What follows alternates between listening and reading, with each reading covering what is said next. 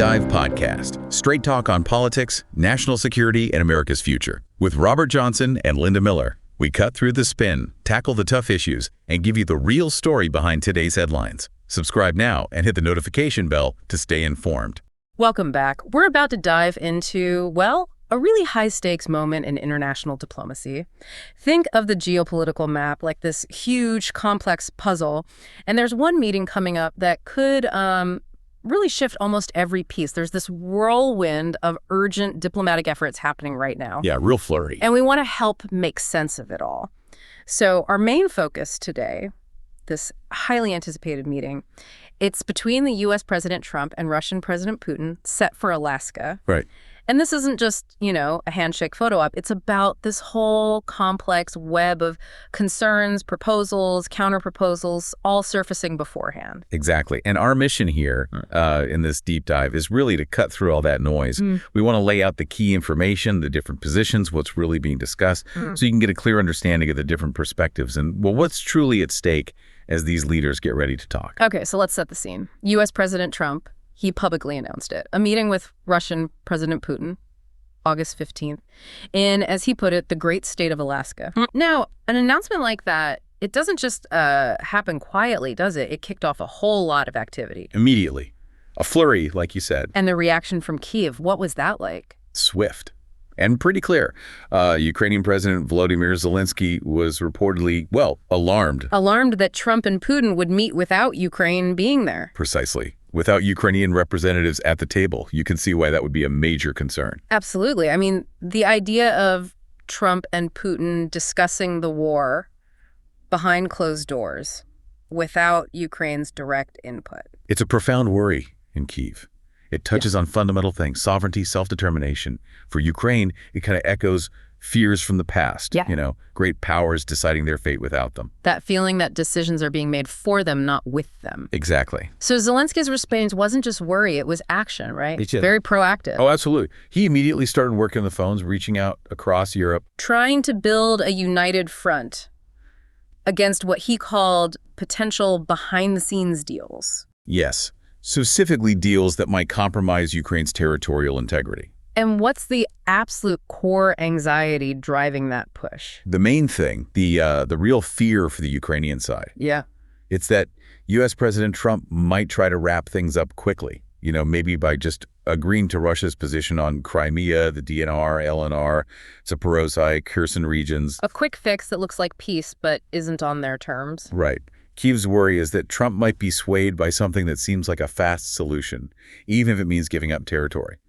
So Zelensky and his team, they're trying to persuade Trump towards what they see as a more rational approach to Putin's demands. Which basically means rejecting those annexations and insisting on Ukraine's sovereignty. Fundamentally, yes. They want him to really understand the long-term consequences of any concessions made now. Okay, that makes Kyiv's position very clear. So turning to Moscow. What's their opening move? What has Russian President Putin actually proposed so far? Well, there's one proposal we know about, reportedly passed to U.S. Special Envoy Steve Witkoff. It suggests a ceasefire. A ceasefire? If Ukraine withdraws its troops from the Donbass, that's a very specific condition, targeting a key region. And digging into the specifics of that, it sounds like combat would stop on the current front lines, in Kherson and Zaporozhye. That's the idea. Halt the fighting there. Yeah. And then negotiations would start about a territorial exchange. A territorial exchange? What does that actually mean on the ground? It sounds transactional. It implies essentially a swap.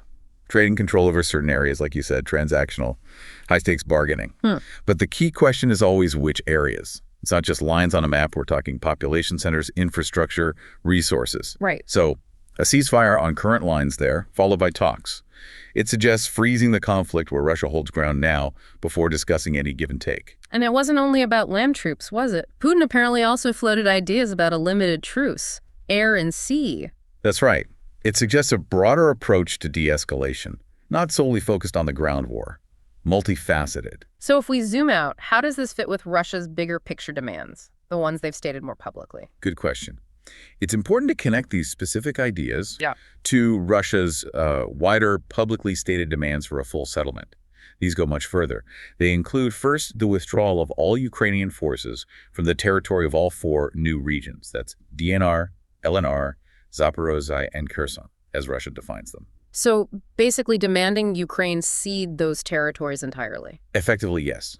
Solidifying Russia's claimed annexations. Then there's Ukraine renouncing NATO membership and adopting non-nuclear status. Neutralizing Ukraine militarily, cutting Western ties. That's the goal. Plus, international recognition of Crimea and the other annexed territories as Russian, a direct challenge to international law. Huge demands. And sanctions. Yes, lifting all sanctions against Russia, that's crucial for their economy. And finally, those broader terms, demilitarization and denazification. Right. Very broad, ideologically loaded terms. They essentially imply dismantling Ukraine's defense capabilities and, well, potentially regime change. Wow. Okay, those are significant demands. Taken together, they'd completely reshape Ukraine's status. Absolutely. And Russia's influence in the region, too. So that's a heavy list from Moscow. Yeah. But is there anything coming from the U.S. side? Any hints of potential concessions or areas for negotiation?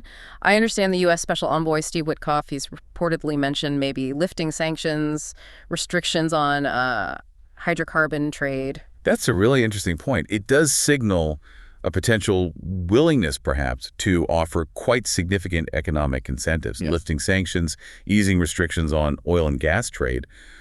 That would be a major boost for the Russian economy, help ease the financial pressure. So using economic leverage as a path to a deal.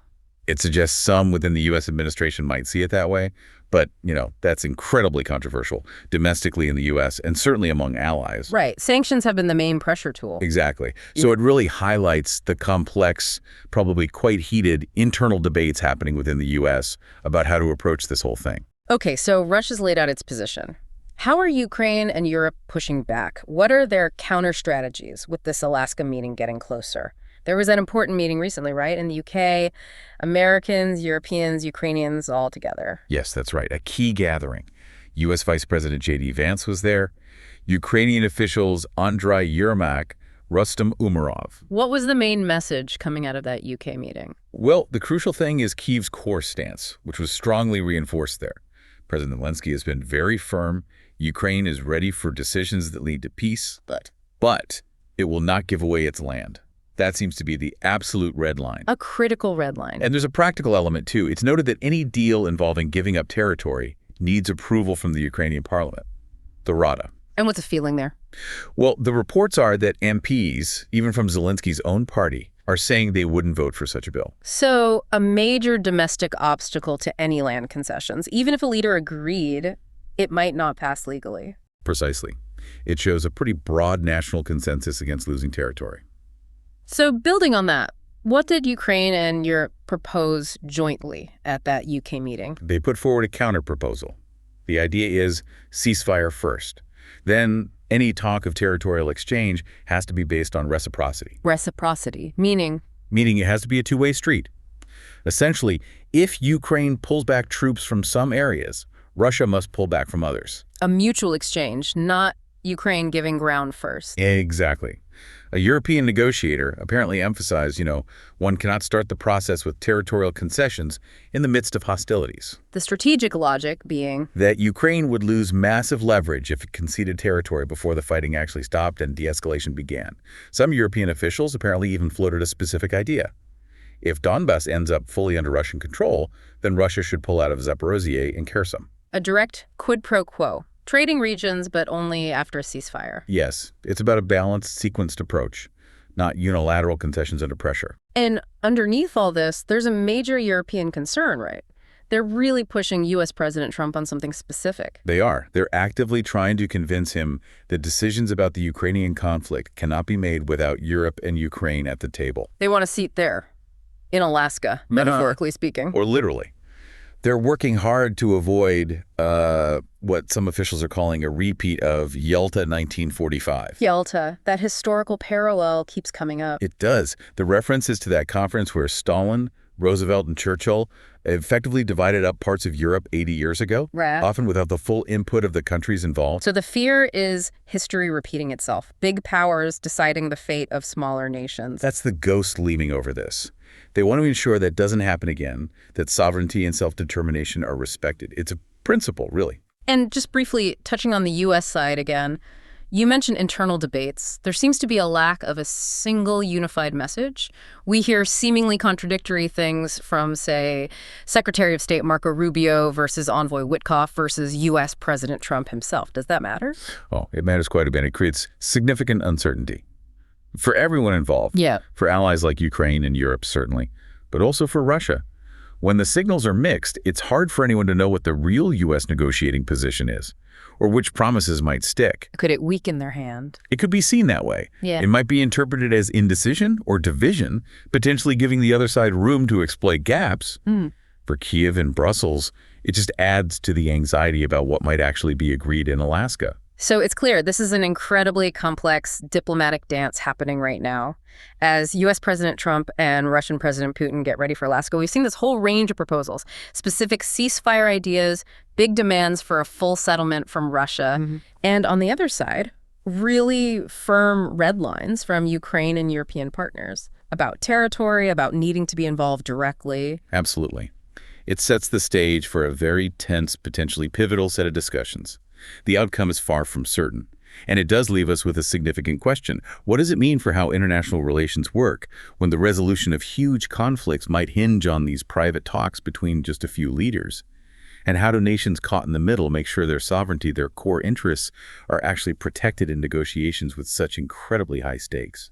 Subscribe to our podcast on Spotify, Apple Podcasts, and YouTube. We are here to make things clear. New episodes every day.